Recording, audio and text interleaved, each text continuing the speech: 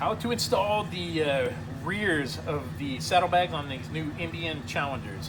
Actually, these are the same bag as the Chieftain Dark Horses as well. So get your kit. You're gonna have the left and right sides. They're marked with the appropriate R and L. So this is our kit right here. I've already cleaned it with alcohol, but I'm gonna clean the bag with alcohol. Now I'm gonna use soapy mixture to spray down this kit. You want everything wet. You don't want dust sticking to it or anything sticking to it when you pull it off. And before you get it wet, it is definitely open, and it's very possible to get dirt or anything blowing around, so you want to make sure it's wet. Once it's wet, you can even fold it onto itself. Stuff's really, when you get it soapy, the adhesive on the back doesn't come into play, so the stuff will just slide around. And it isn't until we squeegee it or alcohol it that will really tack down. So really all you do is line it up about 1/8 of an inch from the top and the bottom. Make sure that your top surface is good and clean, and then just lightly make a strip right there in the middle. And now I'm adding a little more pressure. You want to make sure it's wet for sure, so that you don't have a dry squeegee on the dry material.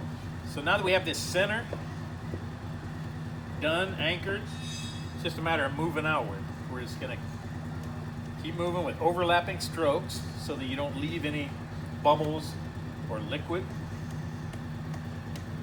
Just continue to move outward, and then go ahead and spray it, and we'll do it on the inside. And I'm applying it, solid pressure. If you find that the kit is sliding when you're doing this, you have too much soap in your mix, in which case you need to get diluted down, more water. Now I'm going to use a little alcohol on the edges. Doesn't necessarily need it. You don't have any fingers. You don't have anything lifting on these. It's a pretty simple, basic piece. But you don't want those edges lifting at all. Now we're just going to take a dry towel and wipe it down. You also want to start from the middle and work your way out, almost like you were still squeegeeing. You don't want to come up against the edge the wrong way.